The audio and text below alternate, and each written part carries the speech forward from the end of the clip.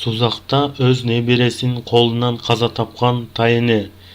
Жалал-Абад облусунун Сузак районунда 1951-жылы туулган Базарова Астанахандын өлүмүнө шектүү деп анын 13 жаштагы небереси кармалды.